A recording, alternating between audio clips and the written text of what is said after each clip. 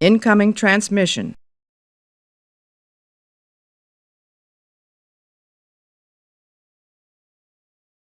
She was attacked by what appears to be essentially a robot. Admiral. Admiral.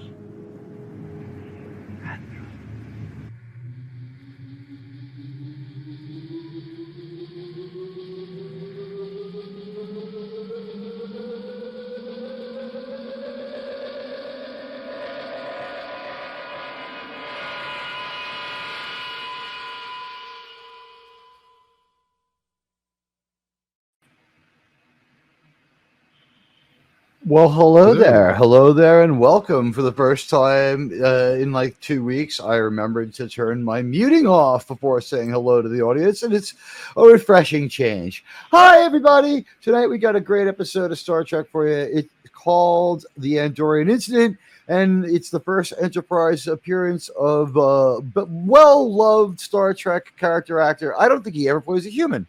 Jeffrey Combs. You know, Yeah, I think I you're think right. you're He right. doesn't play a human. You both had us trying to search the old memory banks there. I can't sadly, believe I searched I sensed the double pregnant pause, but it was so pregnant. It was like I have twins. At least, you know, I don't think we can fit one more piece of data in the memory banks. You know, if he played we'll a have human, to build a new one. If he played a human, he was someone that we saw on like a holodeck in another kind of Star Trek episode. Maybe he might have been like some puff in like a Dixon Hill novel or something. I don't know. Rival bad guy. Yeah. Uncredited extra at the most. Yeah, because he was Brunt, Wounds 5, 7, and 8, Shran. And then, you know, on New Trek, they probably, you know, vaporized him and had him cleaning up, you know, people's vomit and stuff like they did with Gene on the show. If Jeff Combs is still alive, and I think he's only like 68 or something, I think he's still with us and well. And, you know, Jeff, call us. You're allowed on the show. We'd love to have you on. But hello to all of you. It's great to see everybody. And you know what? If you could do me a favor, it is only you guys who have kept this show going and alive. I have had nothing but difficulty with YouTube. They are not the most cooperative, and they have some issues with sharing the show with people lately. So if you guys could tweet out that we're live, just let wake YouTube up a little, use the YouTube browser if you could, or just any way of just letting people know that we're here would be deeply, deeply, deeply helpful, because right now YouTube seems to be there's something going on. Whether let's talk about an amazing episode 7 of this new Star Trek show that's starting to make noise and capture people's attention, Enterprise. We're starting to hear things about it, and if you're like me, you'd been watching it right away, and really maybe you'd only missed one episode by this point, if any. I might, because I think they're on like twice a week. UPN was banking on this show. Mm-hmm. Mm-hmm. You had a second chance to watch it in New York, if I remember. Oh, at least 1 second chance. But, you know, I had to, my dad had to get a powered antenna on the roof just to get the damn thing out of Chicago back then, because, you know, of course they had to screw it up. And you had a great dad, huh? Well, yeah, but I mean, I was in 2 states away. You know, it wasn't like they made it easy at all. Did you and your father make istophobic statements like Archer and his father while you put up the antenna? He's like, "It's the pointies, son. They're keeping us from going warp 5." That was me. That was me. Yeah, totally. Totally. Yeah. Let me ask you this. As we get to episode 7, I'm seeing one of the stronger Star Trek shows out of the box ever. Failure analysis seems to have come into this. These people are legacy Roddenberry. They're not Roddenberry.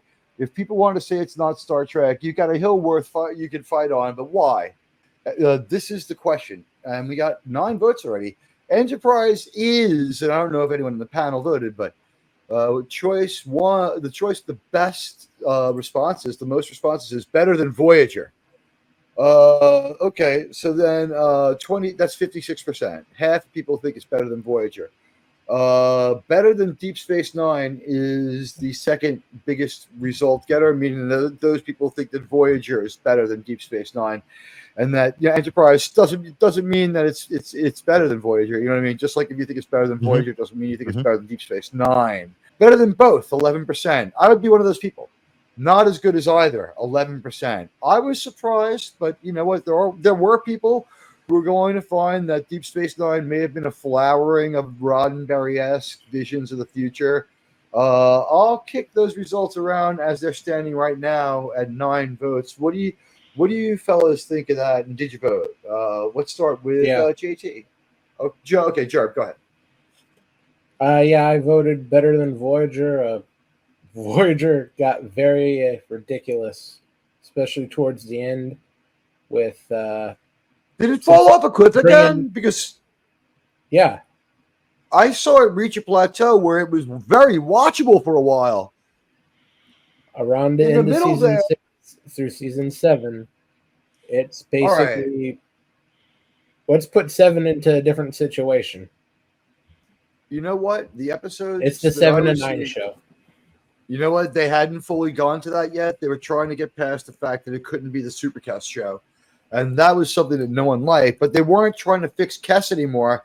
And it kind of helped the show in a weird way. It was like, because the show didn't have to do this heavy lift of this strange alien that maybe people couldn't relate to, it might just be better for everyone that we had 7 of 9 there. And she just made more sense. And we gave her some of Kess's traits, like hanging out with the doctor. Although it was a better fit for her hanging out with the doctor because they were like, oh, wow. Like, it's like they didn't realize it. Like, we just put 2 artificial life forms or hybridized life forms together. And some interesting conversations occurred.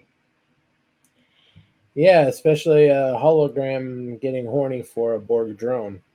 That was the most entertaining part of that. Yeah, but you know what? I can relate to it anyway, because if I was a hologram, that's the drone I'd want to be inside of. Okay, so JT, your feelings on this poll and the result is getting better than Deep Space Nine, 20%. We already got 10 votes now, so we got better than Voyager, 60%. That just laid on more power. It's just pulling away. It's prohibitive. Better than Deep Space Nine, 20%. Better than both. That would be me, 10%. Not as good as either, 10%. That's still higher than I thought, but only one person. Oh, well, I said it was better than both. And you're valid, too. Guys, so you're valid. There's 2 of us that said better than both. We both said better than both. So. You know what? I'm going to say this. One thing about Voyager that I think, it's better than Voyager. It's better than both. One thing about Voyager is it reaches a comfortable place where they replace Cass with 7, and there's a long run of good and interesting episodes. Distant Origin was a little kooky but fun. There was an episode that I thought was a lot of fun where we tested some of 7's traits without going too far. I enjoyed a lot of the episodes, like the episode where we put Chakotay on the Vietnam planet, where we made him into like a bloodthirsty deleter. And all these other things. And there was just like one quality episode after another quality episode. And then like the ones that didn't fly were funny. They were funny.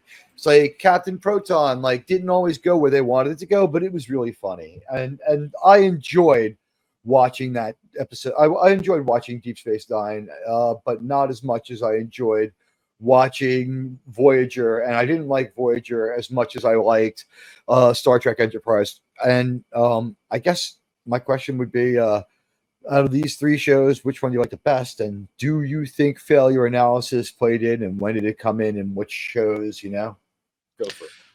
Oh, yeah. No, I definitely like Enterprise the best out of the 3.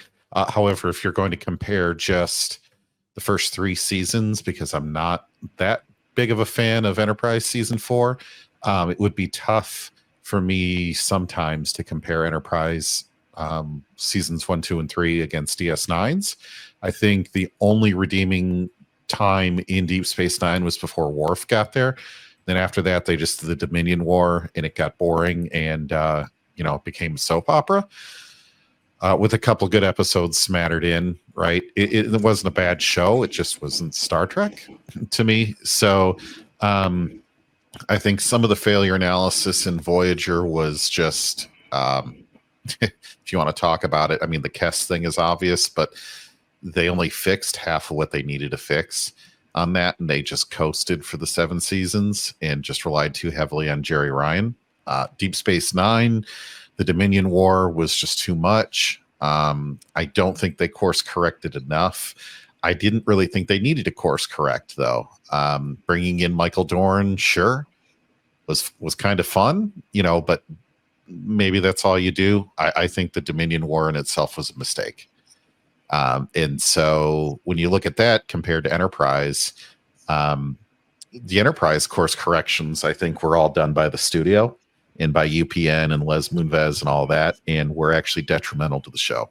I think they could have kept the show like seasons 1 and 2 and done just fine.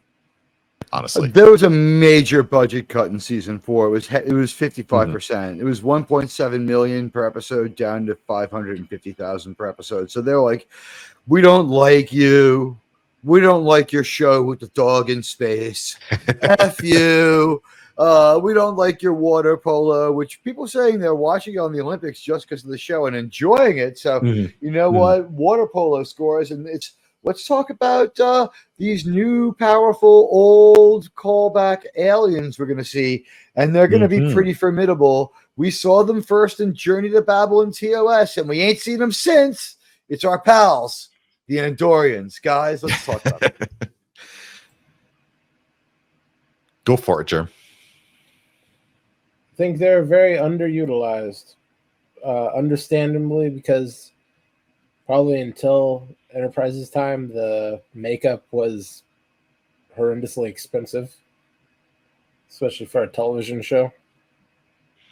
But reading, especially the beta canon for like their cultural stuff, and they're a very interesting species.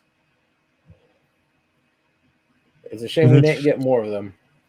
Right, and you see very little of them ever on TOS or TNG. I think Deep Space Nine, you might have an extra or two. Voyager, gosh, I don't remember them at all. But they offer an interesting alternative to what the Vulcans in that time period are going to do for us. And some of the other species are going to kind of do that as well. But I think the Andorians are the biggest example of a species that we're going to get to explore in an area of space that's already been well explored by the time you get to TOS, right? Nobody's talking about Andorians in TOS because they're routine at that point, right? You're not going to be somebody that lives in, say, Illinois, and you're talking about people you've never met before in Indiana in 2024. You might in the 1800s, but nowadays it's too routine. One state away is too routine. But in this time period, they're still novel and new. So I am going to like to see the differences in technology in that perspective between the Vulcans, the Andorians, and the humans, because they're all on different levels of development. They all have different cultures and approaches to science exploration, warfare, all the rest, right? Their unique culture of their own. So what we'll see here from them, I'm not going to say I'm necessarily the biggest fan of every single decision that they make, but it's also okay because, none of these cultures and species have to be 100% good or bad on every single episode. Right. It's nice to have some individuals within any species, even if they're like the Klingons are overall pretty aggressive, or the Ferengi are fairly mendacious. It's nice to have differences and whatever.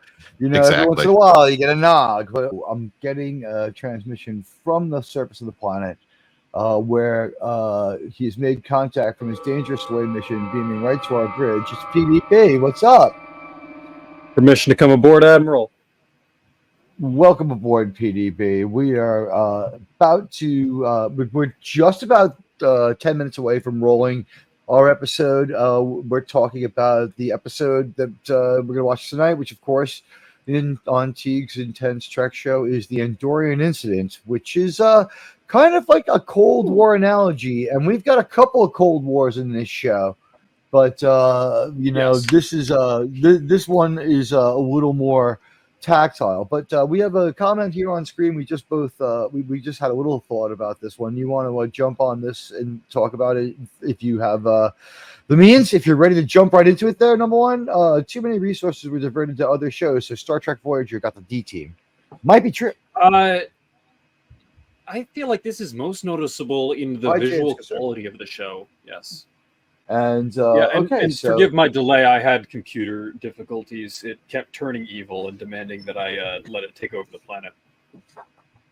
You know what? It's a Doomcock. Maybe has put a virus into people's computers. Or Harvey. Who knows? Omnivac. Yeah, right. Omnivac is becomes at 9 a.m. on September 9 p.m. on September 3rd, August 3rd, 2024. Omnivac became self-aware. Less Borgie space. Voyager would have been, I think, a better show if they put more finite and comprehensible numbers on the distance they have traveled. If the whole premise of the show is founded on them being 70,000 light years from home, this is like Odysseus being lost at sea for 10 years, right? On his way back from Troy. It's kind of the same initial premise, but they didn't keep track of it enough because they're constantly meandering and going to various planets. You know how it is. It's just that there wasn't enough of a quantifiable gain from Kessa's sacrifice compared to, say, have we ever had a crew member, like a main crew in... of course there has been. Spock in Wrath of Khan 2 was an absolutely meaningful sacrifice. Mm-hmm. And Kess was just like, here you guys, I'm turning into nitro for your engine. You guys get another 10,000 light years off.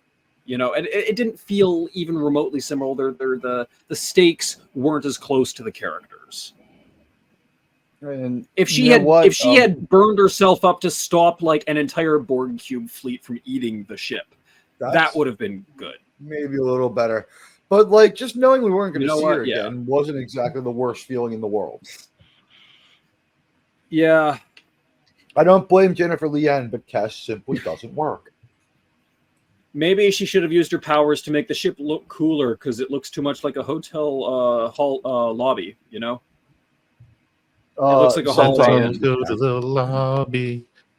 The inside of the studio, the inside of their ship is kind of cool, but I don't know. Yeah, it's too soft, honestly. And I think that if I were in space, what I'd really want is I'd want paneling on the ceiling that looks like a daytime sky. Because I feel like I'd miss that. I'd feel like I were trapped in a tin can if I had to look at the gray ceiling all the time. I'd want like sky view on the ceiling, like Windows 98 default background screensaver.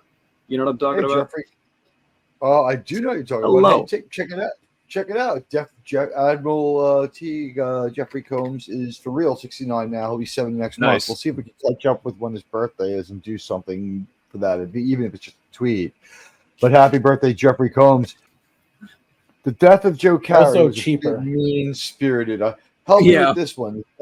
Who was Joe Carey? Was he the guy who's found by the aliens at distant origin? What was the deal? Joe Carey was the original chief engineer of Voyager, but B'Elanna was promoted up over him when the Maquis merged in, and he ended up being the second in command of the engineering department. He died like way late into the show. One of the latter episodes. Oh God, yeah. You know, it was like they were like 100 light years from Federation space or some shit. Yeah. I think this must be. He disappears for 5 years, and then they bring him back just for that. JT, could you read the comment on screen and you guys react to that? Because I think this is a Voyager one. Sure, but how many times did the last season or so have the whole crew overwhelmed off screen? How many times have we had the whole crew overwhelmed off screen? Became very tropey. There's even an Enterprise episode called Acquisition where they just like only Trip is conscious. Florida man has to save everybody. Yeah. Oh gosh. They do a decent job of justifying it, but you'd think they'd have better atmospheric protocols or whatever. You would think, but yeah, you never know. We found this thing in space. We're not going to open it inside of a vacuum chamber with the gloves through the box, right? Oh yeah, they do. They We're just do gonna open totally it make in dumb main moves. engineering. Right. Yeah. We're not even going to wear latex gloves or a feel good chin diaper to pretend. Right. We're just going to say hell with it. You only live once and just open it. Because nothing weird's ever happened to them in space, not even once. Yeah. Oh yeah, no, it's actually a colony of Anthraxian spores from Postal 9. And look, Obi-2 Kenobi makes a great point here. Dominion War seemed dull, but my grandpa loved watching it. Watching Star Trek with your family generationally is like it's lost now. Evil, dark, profane mystery Trek is like the worst, most garbagey stuff ever. Hey.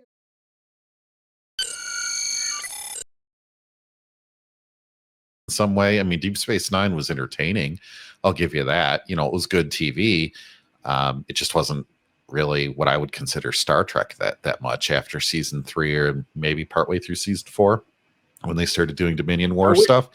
Look, Voyager is very mediocre television. So the episode where Keiko is the main character is bad. When she gets kicked out of working at the school because she's a Federation supremacist, is teaching the controversy. Yeah. She's trying to teach the controversy. Federation supremacist. They're like, listen, you're a Yahtzee. And she's like, huh? And she's like, well, I'm going to go in there and double down on these wormhole freaks. But are they going to refer to the crystalline entity as the flying snowflake monster? She didn't want to be too cruel to the crystalline entity. She's like, yeah, I killed some of my friends, but you know how it is. Listen, DS9 was only greenlit because Paramount wanted the space station show like the other guys. Wasn't there at the time a Paramount defense that the other guys beat them to the punch only by weeks and only because they were a rejected Star Trek pitch? Didn't Star Trek use that as their cover for Babylon 5? Didn't they say, look, we were soliciting a space station show, and this guy's show wasn't bad, but it wasn't Star Trek enough, so we turned him down. So he made his own show. Good luck to him. But, no, he got his idea from us. Wasn't that Star Trek's position always on Babylon 5? Pretty close. They found in the chase all those nucleotide sequences across the planets, right? That was actually planted by Ardra to trick us. The universe is only a few seasons old. Ardra is one of my favorite cheap villains because she's fucking hot. At least it's just guys. If you don't remember, Ardra is like a season 1 or 2 Star Trek villain who's just a really hot chick who has found some kind of tech which can cause earthquakes. She's fracking on this planet. Help me here, guys. What's the deal? And just, at the end of the episode, they prove that Ardra goes, spoiler, Ardra's a fraud. She's just a stripper. What a surprise.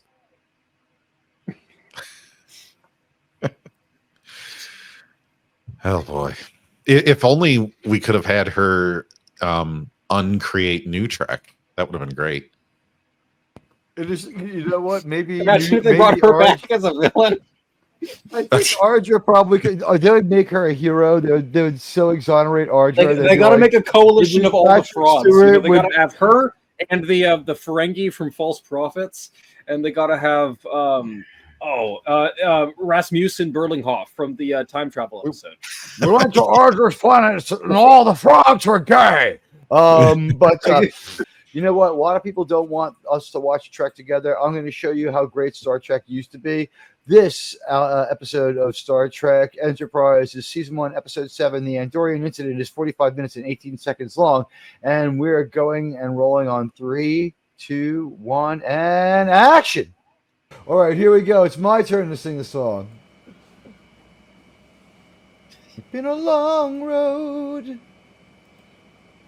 getting from there to here. It's been a long time, and my time is finally here. I've seen my dream come alive at last, and I will touch the sky. And I'm not gonna hold me down no more. No, they're not gonna change my mind, 'cause I got faith of the heart. I'm going where my heart will take me. I've got faith to believe. I can do anything. I've got strength of the soul. No one's gonna bend or break me. I can reach any star. Come on, guys. I got faith. I've got faith. I've got faith. I've got I've faith got to the faith. heart.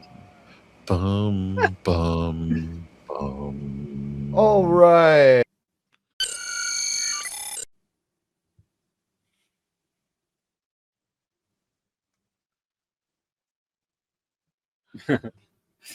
Trip is always so excited the moment he can get one over on the Vulcans. Yeah.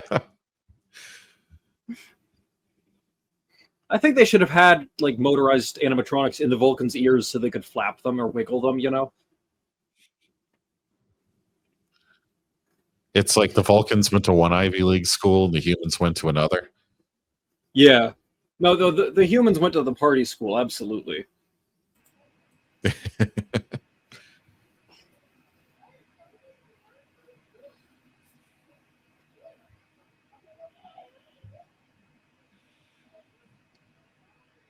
World War III by Vulcan standards was like the second act dance scene where they're playing "You Gotta Keep Them Separated" by The Offspring, and the guys are like dancing on the dance floor while someone else is trying to break in. Like everything's getting shit wrecked, like 21 Jump Street shit. That is quite the vivid description. It's like Animal House. Yeah, World War III is the Animal House of wars. But the Vulcans had their own wars too. That sounded Sure, even more but that lit was- than World War III. So That was in our 4th century. That was more like Vietnam college. I don't know. Again, one more eating. you must be It's all excited eating celery to with a go fork to and the knife. convent. And Don is correct, by the way. I really do enjoy it. We had a great disagreement with you last week about Roman military tactics in England. I'm like, this is that's like, guys, it's really not an argument. It's just debate. It's pretty cool. Go ahead, have at it. And no one was overly mad at the other person, but they got passionate. Okay, Yeah. I'm going to bring up. She Well- has no protein or fat on that plate. I don't care what species you are. You're going to be hungry in like a half hour. Yeah. Well, she's the breatharian. She can just go to like CompuCenter and pick up some compressed air. It'd be good for a while. They could get a fine 2100 vintage. OB2, I'm really glad that you like the reviews.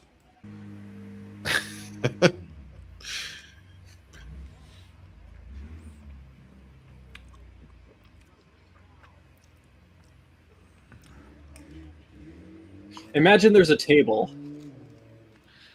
There's whales at the San Francisco. That's right. That's why is that why they mentioned it, you think? Who knows?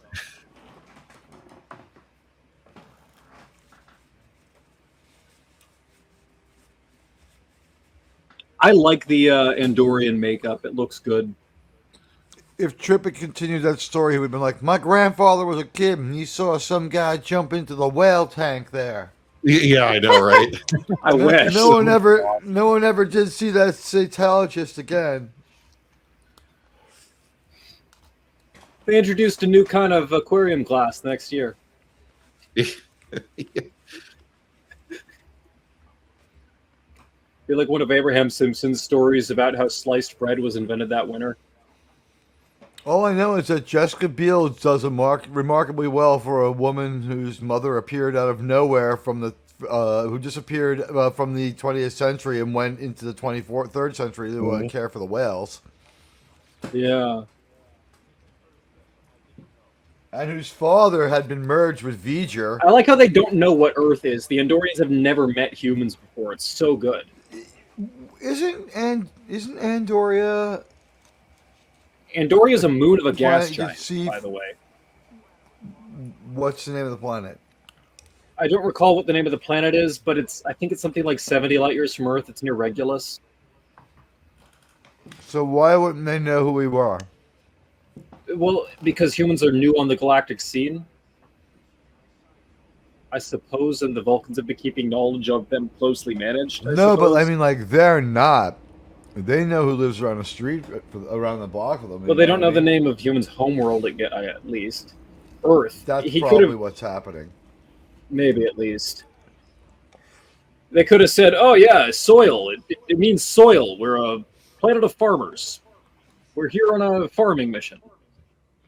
That statue is not a Vulcan statue that they I showed like in the your last line shot. from Jeffrey Coombs, by the way. You're very well armed for people out sightseeing. Yeah. There we go. Pejorative term. Yep.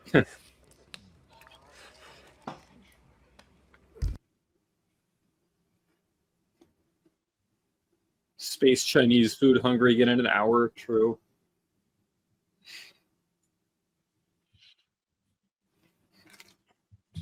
Jesus Christ.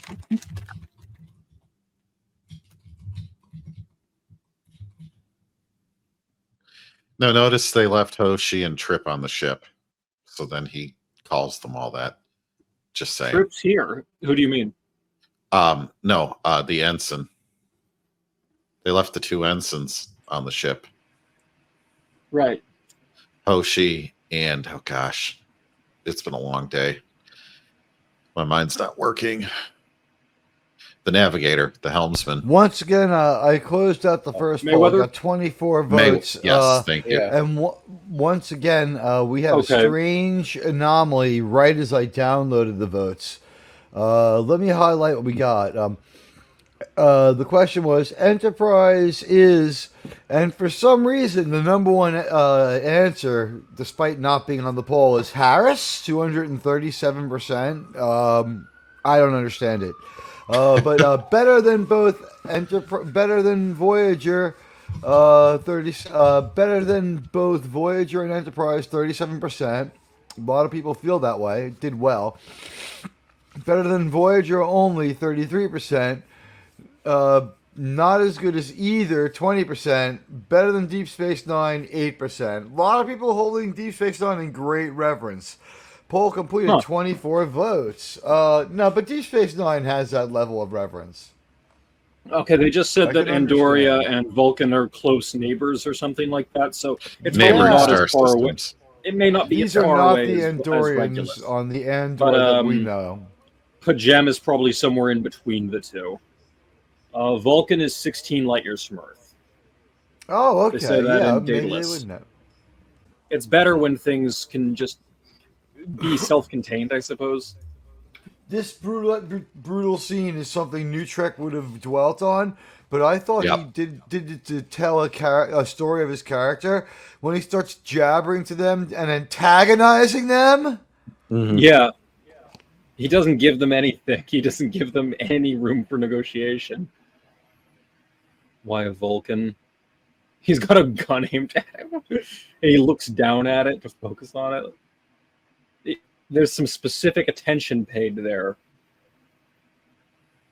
Look, okay, the statue's important. Assigned to us by the Vulcan High Command.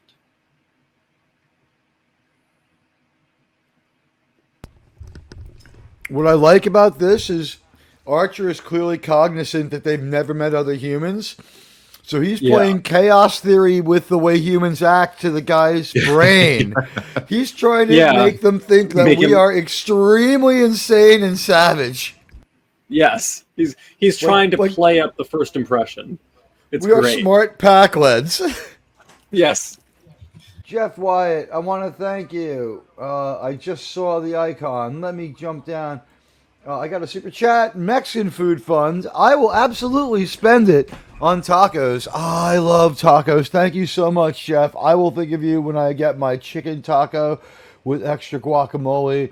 One of my favorite things in the world. And welcome to the show, Jeff. Thank you so much. And guys, Shran memberships used are the live. magic stone that the guy Join offered me. him to smash the Yep. communicators. He's using I the magic love that. stone. Well, we've realized that this is like basically the the Andorians are pulling a Watergate hotel break-in, but like as the cops are standing there, they're seeing that like, wait, like there's heroin, cocaine, and like handguns in everyone's desk at at this break-in you're pulling anyway. Like this is the literal serial killer hit hit by drunk driver scenario.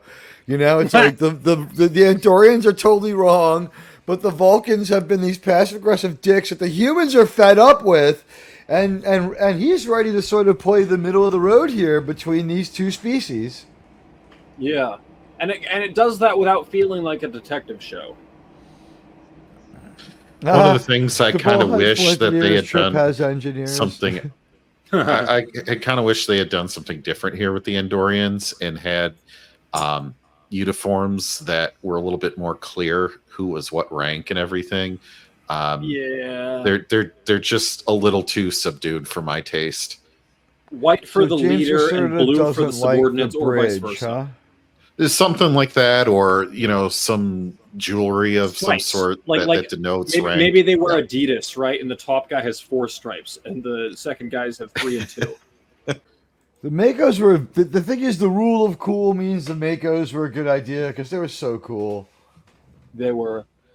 The idea that the ship's security wasn't enough was a little bit weird, though, right? You figured just beef that up, and it definitely Reed couldn't handle it. He was upset about Makos being around. Right. Yeah, but They they agreed with them in theory, but undercut contested Reed their for authority. seasons before Hey, that. Daniel. Hi, buddy. Hello.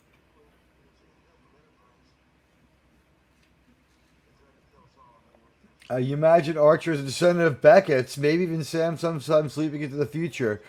They have a weird leapy episode, and Dean Stockwell also is in one of these episodes where he takes Archer prisoner, I think, if I remember right. Yep. Is that the one with the Sulabons in the prison? Yes, it is. There's some rando group of aliens, though. He's not a Sulaban.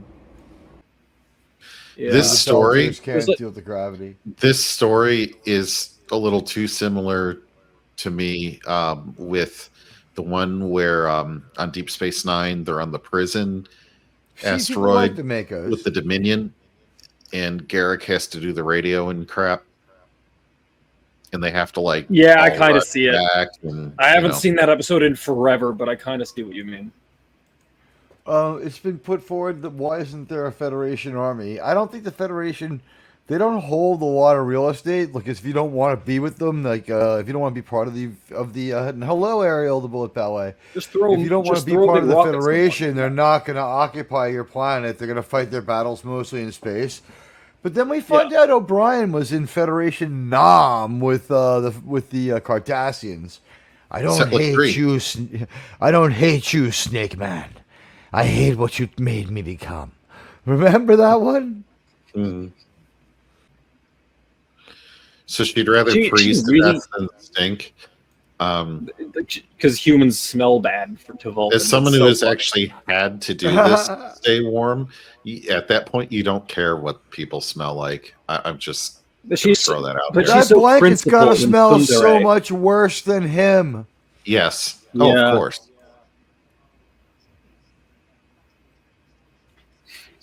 Not to mention that everybody in the room would be huddled together in one corner. You wouldn't just be like, oh, one Yeah. person here, one person there. We like crazy people here locked on. Yeah, by the walls. James Caserta and Ariel the Bullet Ballet chiming in favor of the Makos. We know what they would join. We know that what they would do if they could get in Starfleet. They'd be like, security, man. I want security. I don't give a shit about the red The shirt. bad guy Give me in Star fucking Trek weapon." Beyond was a former Mako. Really? Yeah, he Wait. got mutated and looked like an alien, And- but And he it's was in- actually originally a human Mako stationed on Enterprise NX-01. Oh, that was part of the bio we hear about him, Captain Edison Jeffries or whatever the fuck he was. That villain Balthazar almost- Edison, yeah. Yeah, that story almost made it. That villain almost made it. Yorktown base almost made it. They at least went to a planet. They made sure it wasn't to explore. mentions but they having were fought trying to do Lazindi. something nice. He meant that they try to do something nice. They try to be brave, but there's too many problems with that particular story that I'm just even saying though it's they're present. yeah, I know. I was just my quick thought on Star Trek Beyond. The characters acted like they were supposed to act. Like Spock didn't have multiple breakdowns. Bones was And sardonic she and was a sarcastic. bitch and took the blanket for herself. Sorry, but Yeah, just to of point that course. out. Meanwhile, aren't Wow, Vulcans like women really colder are from blooded than Vulcan us? and men are from Konos. Yeah. You know what they say, men are from Perseo Omicron 6 and women are from Perseo Omicron 8. The other thing about that was, Better than Ezra why the are the Bat. Andorians not posting 2 guards in that room at all times? Do you mean Well, our they have usual... 2 antennae each. That's good for something, right? Just seems quite incompetent. Do the people on this planet know about the temporal cold? Oh, well, no, it's the Andorians and the Vulcans. The Vulcans have some idea that people are fucking around with time. And it makes sense the Andorians would too, because I have a funny The feeling the official position of the Andorians Vulcan science dislike... director is that time travel is impossible. So they're clearly being left in the dark about the Cold War. Does anyone but me think that maybe the Vulcans aren't big fans of the Suliban, and maybe like the Probably not, Andorians yeah. aren't either? Right.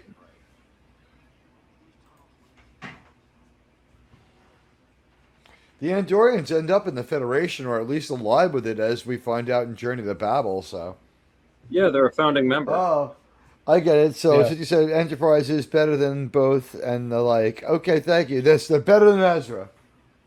I also don't get why entering a reliquary would be blasphemy. It's because Isn't they're blasphemy lying their asses spoken? off. It That's- isn't I- blasphemy spoken. No, you get some. There's blasphemous deeds like, Desecration. But yeah, desecration. The Tempura Yeah, me and Cold War. PDB had GMTA on that one.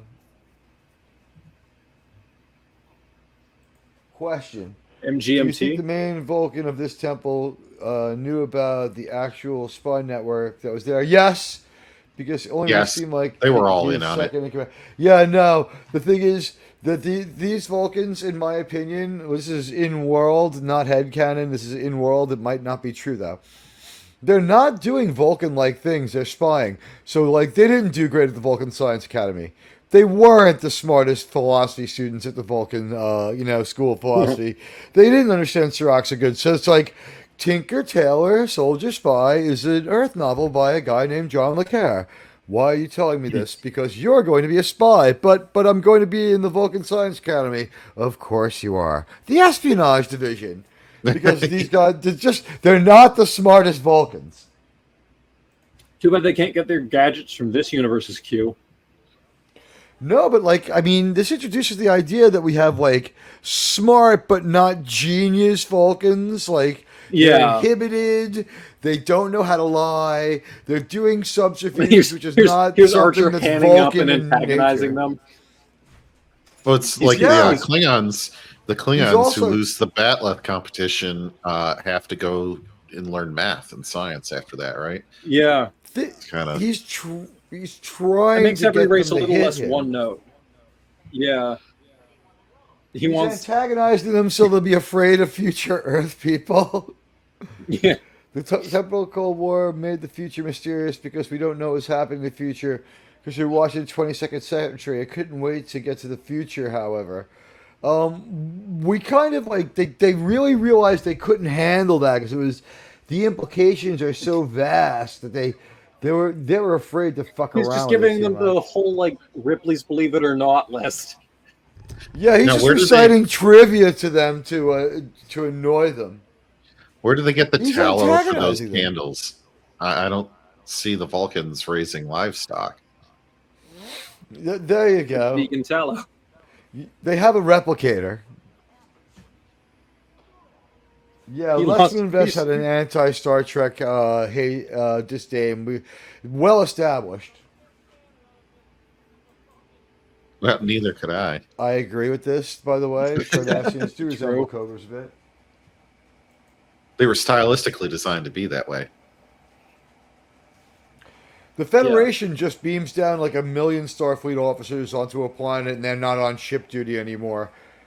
And I would ask, Imagine do you if think you're allowed the- to request a double gun with hand phasers rather than carry the rifle phaser? Be like, listen, I like the rifle phaser, but I want to double gun it with 2 phaser pistols. I think you should be allowed to. Yeah, you have to do double training though, but sure. I'll do the double I think training. if the CGI had been guys. good enough in the time at DS9, imagine if they had given the Cardassians the ability to unhinge their jaws to eat, so they just swallow That would be everything whole. sweet. You know what? That would have been great. And you know what? We saw it in V, so someone could have pulled it off. What I do want to say here is we do get to see a really great fight here where we split the difference between Star Wars blasters and original Star Trek ray pistol kind of effect, where the phase pistols are sort of like there's a ray-like component to it. It's like spraying with it's like a power washing amount of water. But it's also like it's a little bit blast-like. It lasts just so long. As someone This who once ship- washed his hands with a power washer, I can confirm that hurts a lot. Well, T'Pol is canonically a high-price auction item. Well, yes. So maybe Locked On thinks that the Vulcan monks have need to know.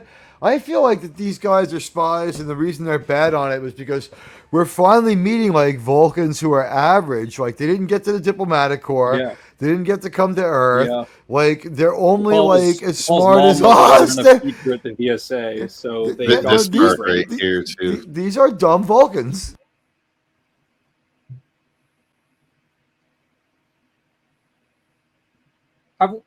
Was there one of those fight to the death rituals in any episode besides the one in TOS? Was it? Arena, I believe Voyager but has that's one. not really a No. I mean a Vulcan ritual fight to the death. That One specific- Vulcan has Pon Farr, and I think Tuvok does send him to the holodeck to fight monsters. He has a holograph of his wife. Half this is- Romulan sympathizers, huh? Socially awkward Vulcan. The most That was socially kind of awkward a Vulcan. crappy, Vulcan. That explosion was very crappy from a editing standpoint. And they got down. At least it was practical effects and not one of But the these phaser CGI shot blasts, explosions. I like the way their phase pistols are working. Whenever they do a CGI explosion in like a space shot, the explosion ring is always parallel to the camera's plane. It's really funny. Yeah.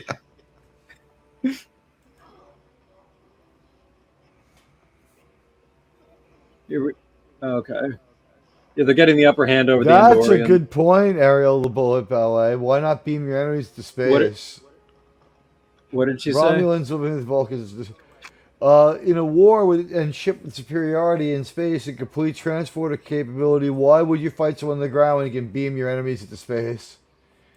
Currently, their transporter isn't site to site. You have to be standing on the pad at least Yep. one part of the journey. So Yep. I guess so. I guess that part. No, explains like it. I think. But you like, could build a locking pad on inside to of a people- brig. No, I think like locking onto your enemies on the planet's surface and beaming them from your from the surface through your transporter into space. Like See, he's in on it. ACC, yeah, I He's guess in so. on it. That Yeah, the old guy is definitely on it. we Who have knows? to Because- protect what's ours, and he's like, yeah, okay, Because fine. he almost made it into the Vulcan Science Academy. He's the Tinker Tailor soldier spy type guy of this whole thing. Shran was going to be in season 5 on Enterprise as an advisor. I can't believe this, and they're going to use him in security because he's tough. Putting in charge of a security team would be a lot tougher. But we had the Makos already. Arda was kind of a high-priced one of those. And by the way, that kind of work is real work in New York. So I think we could probably talk about that to a degree, but I don't know. YouTube's at odds with itself. Now on that. this Paul got this is like where I have a $3 huge million problem. Orion dollars in the right, no, the Ariel, Orion I get system. what you mean. If this Like- is the reliquary that nobody's supposed They to have be beamed in, people when they aren't on a pad, but the pad is always at one end of the journey. in The this thing is, show. you beam them They to beam your someone pad. You to the never. pad or from it. PDB, think about this. You beam them to your pad. You never fully rematerialize them, and you redirect them Yeah, into deep space. yeah, they could do Yeah. that. Yes, they could. Yeah. But the pad has to be at some point involved. So if you have them right in Yeah, front of you might not you even could just put, need to rematerialize them. God knows. By the way, is this Vulcan trying to give people away, or is he that inept? This Why are there reliquary is stupid dusty. why are there lit candles in the reliquary that nobody's been in years? Because they use the Because Force. people have been down there. But I'm The saying that they Andorians shouldn't with all be them. lit up like that. The Andorians were walking around looking for stuff. The humans By the came way, down. Because Why- they Weapon- couldn't get past. They couldn't get back here yet.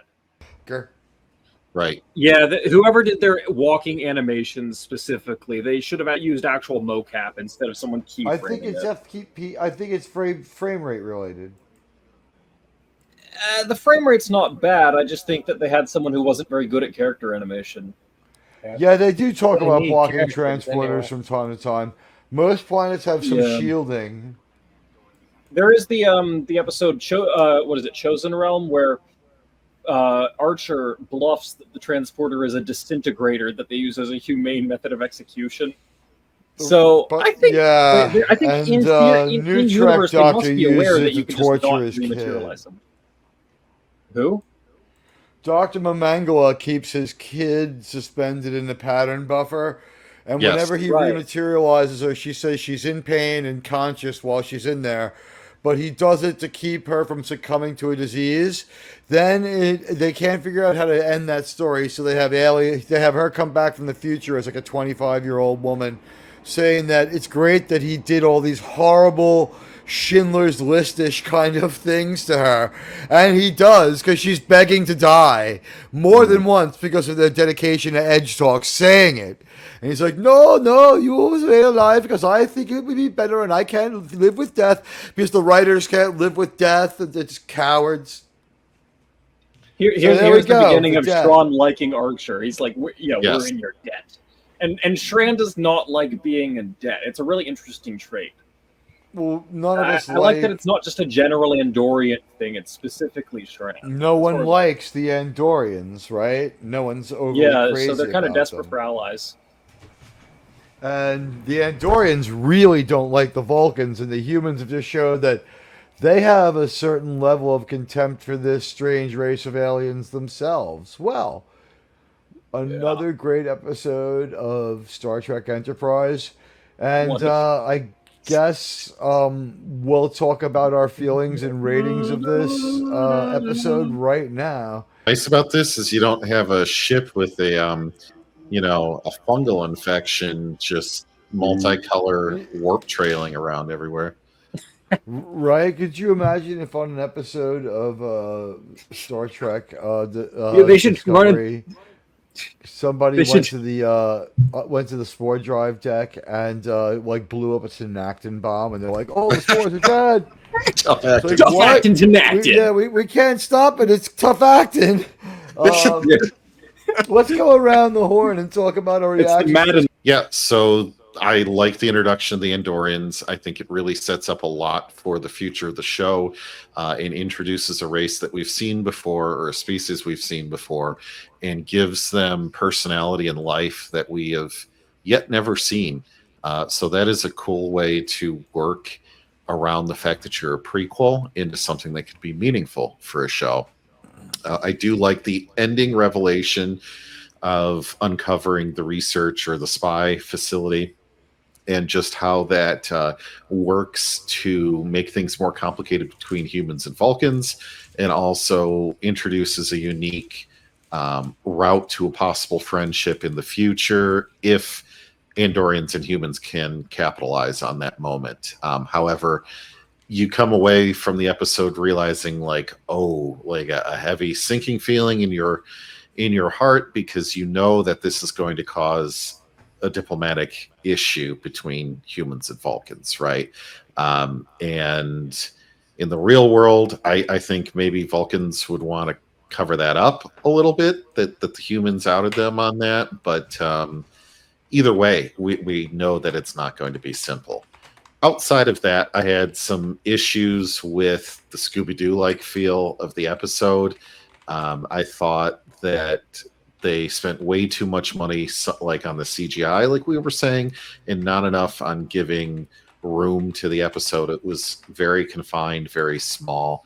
I don't think the Andorians were quite portrayed competently enough when it came to detaining everyone. Were they showed to be a bit rogue? My whole thing is, why are you leaving them in a room unmonitored by themselves for hours on end to the point where they can get out and go to the catacombs? Because you might be a merc rather than an actual soldier. They're all guys, go ahead soldiers. and vote. They're soldiers. They just weren't acting within orders. Right. So I did not feel that this was done the most competently, where you're not looking at this going, why are these candles lit here? Why aren't they monitoring people there? Why aren't they doing this here? Why aren't they doing that there? There was too much convenience to drive the plot through.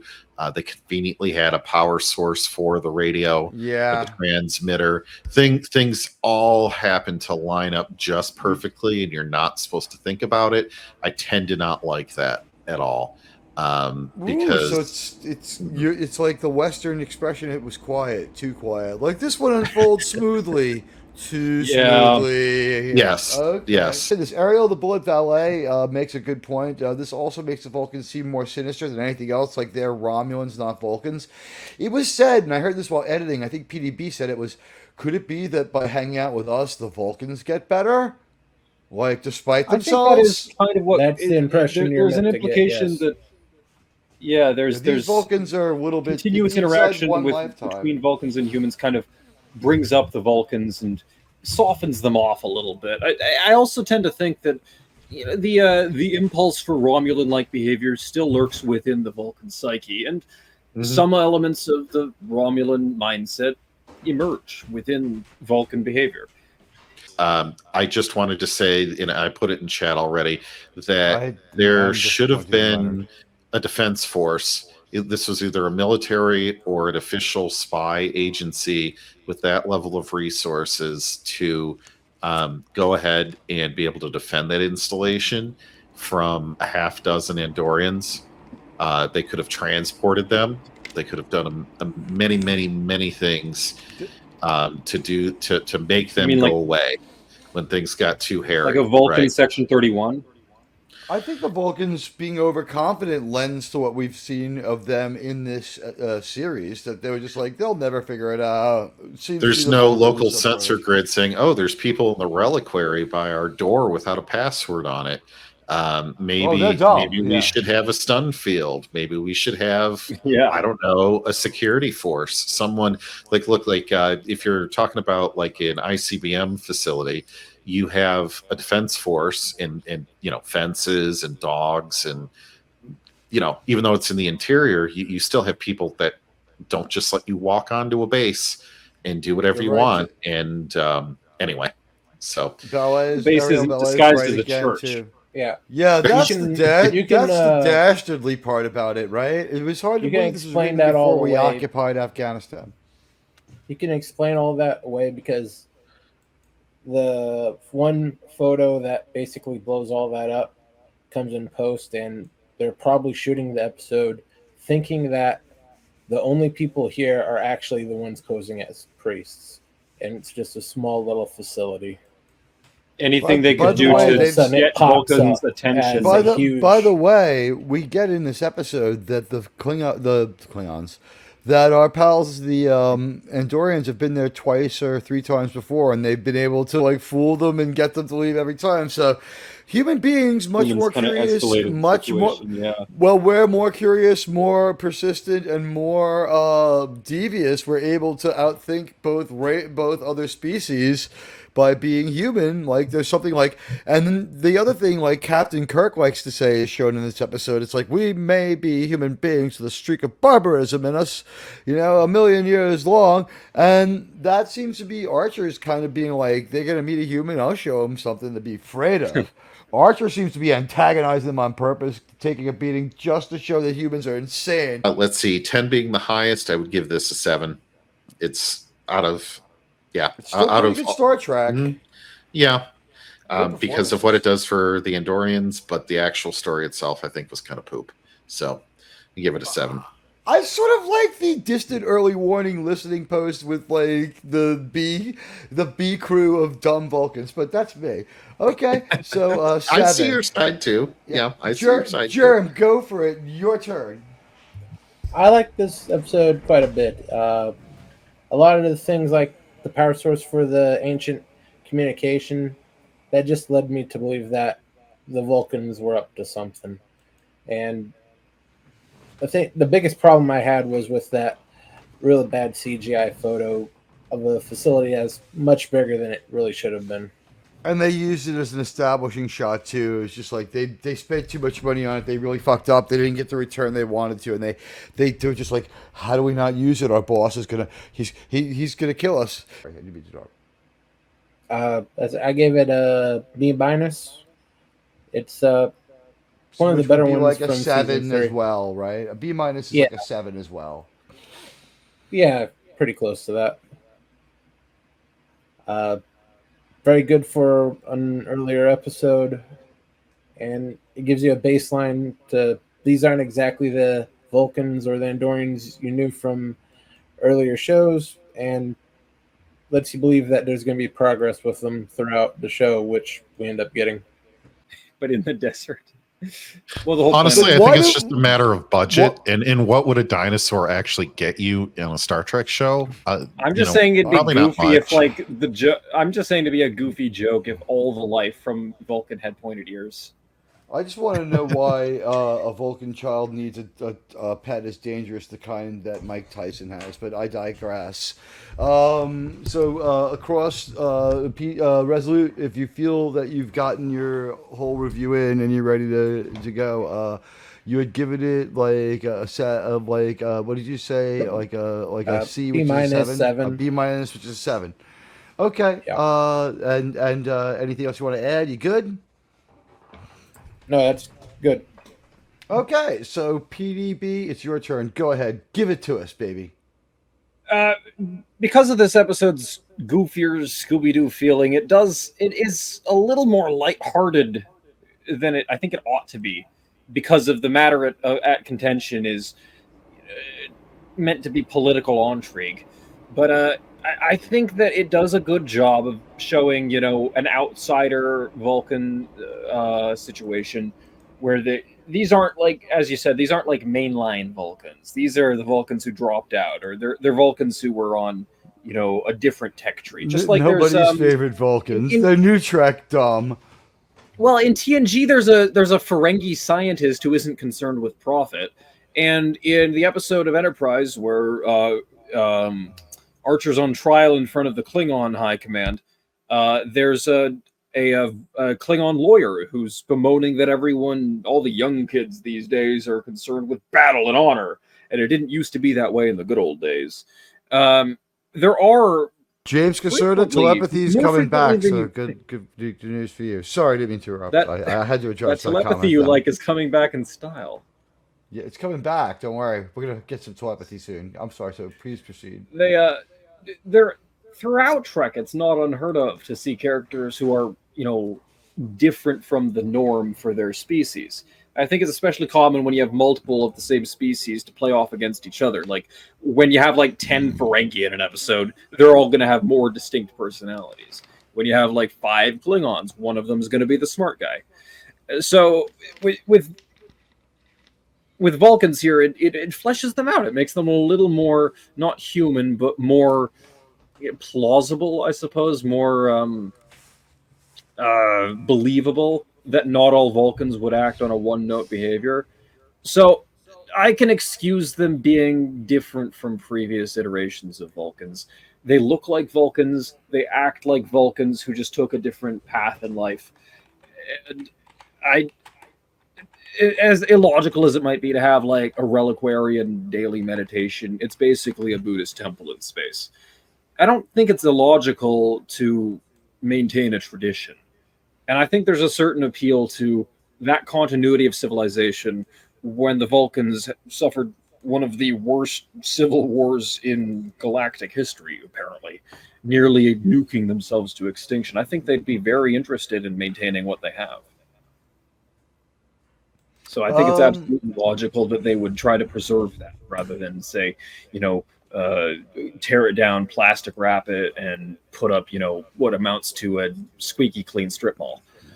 So I think I'd say it's a high 7, low 8 overall. I liked this episode. I liked what it did to establish the Andorians and show them meeting humans for the first time, give them some good reactions for like, what are these things? Who are these pigs? There is some of that, and yeah, I like that it sets up the conflict efficiently. I think that they should have had Porthos talk in this episode. That would have made it a 10 out of 10, and he could have been looking for clues. I think that they should have been, looking for the ghost made out of a projector. Whatever. Ultimately, yeah, it is a little Scooby-Doo Indiana Jones. Putting that in a Vulcan monastery also does feel a little odd, but it does highlight that Vulcans do have a sort of undercurrent capacity for deception that Romulans embrace in full force. And I think that that's probably the only way you could get any kind of political intrigue out of a race that otherwise claims to never ever lie. Good point. Yeah, how do you do political intrigue when you never lie? Okay, so your rating's like a 6, so I'd say a high 7, low 8. I think that it is not as good as last week's episode, but I think that it is a functional episode. It establishes a lot. It has a lot to establish. There are no spoilers, and I think it does it without being boring. And I'm very much interested in it being interesting. I think that this episode, like, the story is better than, like, the way it comes off. It kind of comes off weird. I think a couple of the problems are dated CGI. A couple of the problems are that we have, like, some difference of opinion about the level of knowledge of the individual Klingons, like the individual Vulcans. Didn't seem like there was all one faction there, but it makes more sense that they were all in on it. How do you hide that from anybody? Even the dumber Vulcans. Yeah. But these were dumb Vulcans. Once you start to like wonder, maybe these Vulcans are dumber than other Vulcans. Like, the episode makes a little more sense. Like, and it's not as though like we've made people dumb to create the episode. Like, someone kind of sort of spent some time wondering, like, what happens to the Vulcans who aren't like Spock? Like, there's got to be average Vulcans. And I guess it was like, well, the Vulcans do like to keep an eye on their neighbors. They are very scientific and analytical. And, they would probably want to be information gatherers. I guess, like, in their society, if you weren't, like, a fantastic scientist, you'd go out there and you would gather information. So I think that I'm going to give it, like, a high 6, low 7, too. I'm going to give it, like, a B minus. It wasn't as good as other episodes. The thing about this one, though, performances are really good. Like, it's like a 6.5. Sure, they are. Sure, the performances are really good. I enjoyed. I like any episode where Archer bullshits someone. We know where we're going with Shran, so I was happy to see him. I'm like, this is the start of like a beautiful friendship. This character's going to be around, and it's going to be great. This concludes our proposal. Thank you for your attention.